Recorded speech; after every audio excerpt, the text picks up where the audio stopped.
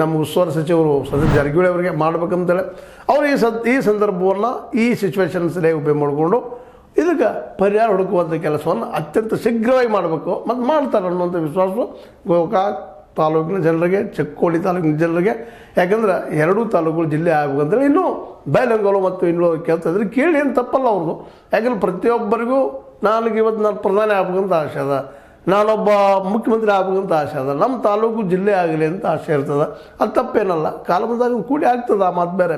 ಆದರೆ ಈ ರೀತಿಯಾಗಿ ವಿವರಿಸುವಂಥ ಪ್ರಯತ್ನ ಮಾಡಬೇಕು. ಈಗಾಗಲೇ ಸೈಂಟಿಫಿಕ್ ಆಗಿ, ವೈಜ್ಞಾನಿಕವಾಗಿ ನಮಗೆ 3 ಆಯೋಗಗಳು ಶಿಫಾರಸು ಮಾಡಿದ್ರು ಗೋಕಾಕ್ ಜಿಲ್ಲೆ ಆಗಲಿ ಅಂತೇಳಿ. ಮತ್ತು ಇಲ್ಲ ಒಂದು ಗಮನಿಸಬೇಕಾಗಿದೆ ಕನ್ನಡಿ ಅವರಲ್ಲ, ತಾವು ಗೋಕಾಕ್ ತಾಲೂಕದವರು ಅನ್ನೋದನ್ನು ಸ್ಪಷ್ಟವಾಗಿ ಹೇಳ್ತಾನೆ.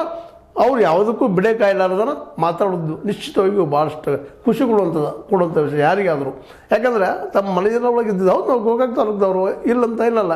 ಆದರೆ ಡಿವಿಷನ್ ಆಗಲೇಬೇಕಲ್ಲ. ಇವತ್ತು ಯಾವುದೋ ಕಾರಣಗಳು ಡಿಮಾಂಡ್ ಮಾಡ್ತಾ ಇಲ್ಲ. ಗೋಕಾಕ್ ತಾಲೂಕು ನಾವು ಸಂಬಂಧಿಸೋರಂತೂ ಅಂತಲ್ಲ, ಇದು ಆಗಬೇಕಾಗಿದ್ದು. ಇವತ್ತು ಭಾಳ ದೊಡ್ಡದಾಗಿದೆ ಜಿಲ್ಲಾ, ಅಡ್ಮಿನಿಸ್ಟ್ರೇಷನ್ ಭಾಳ ಕಷ್ಟ ಆಗ್ಲಿಕ್ಕತ್ತದ ಅನ್ನುವಂಥ ಮಾತನ್ನು ಸ್ಪಷ್ಟವಾಗಿ ದಿಟ್ಟವಾಗಿ ಹೇಳಿದ್ದಾರೆ. ಮತ್ತು ಅದಕ್ಕಿಂತ ಮುಖ್ಯ ಅಂದರೆ ಡಿಸೆಂಬರ್ 31ರೊಳಗೆ ನೀವು ನಿಮ್ಮ ಬೌಂಡ್ರಿಗಳನ್ನ ಜಿಲ್ಲೆ ಮತ್ತು ತಾಲೂಕು ಬೌಂಡ್ರಿ ತಿಳಿಸಲ್ಲಪ್ಪ ಅಂದ್ರೆ ಮುಂದೆ ಚೇಂಜ್ ಆಗೋದಿಲ್ಲ ಅನ್ನೋದು ಆಲ್ರೆಡಿ ಸೆಂಟ್ರಲ್ ಗೌರ್ಮೆಂಟ್ ಹೇಳದ. ಇನ್ನು ಸ್ಟೇಟ್ ಗೌರ್ಮೆಂಟ್ ತೊಗೊಳ್ಳೋಂಥ ನಿರ್ಧಾರ ಸಿದ್ದರಾಮಯ್ಯ ಮೇಲದ ಈ ಹೊರೆಯನ್ನು ಅವ್ರು ಯಾವ ರೀತಿ ನಿಭಾಯಿಸ್ತಾರೋ, ಜೊತೆಗೆ ನಮ್ಮ ಈ ಸತೀಶ್ ಜಾರಕಿಹೊಳಿ ಅವರು ಸಹಿತ. ಯಾಕಂದ್ರೆ ಇದಕ್ಕೆ ಒಂದು ಹೋಗ್ಬೇಕಾಯ್ತು. ಡಿಸೆಂಬರ್ 31ರೊಳಗೆ ನಾವು ಒಂದೇಳೆ ಮಾಡಲಿಲ್ಲ, ಘೋಷಣೆ ಮಾಡಲಿಲ್ಲಪ್ಪ ಅಂತಂದ್ರೆ ನಿಶ್ಚಿತವಾಗಿ ಈ ಭಾಗದ ಜನಕ್ಕೆ, ಅದರಲ್ಲೂ ಆಡಳಿತ ದೃಷ್ಟಿಯಿಂದ ಎಲ್ಲ ದೃಷ್ಟಿಯೂ ಒಂದು ಅನ್ಯಾಯ ಆದಂಗೆ ಆಗ್ತದೆ ಅನ್ನೋದು ಮಾತನ್ನು ಸ್ಪಷ್ಟಪಡಿಸಿದ.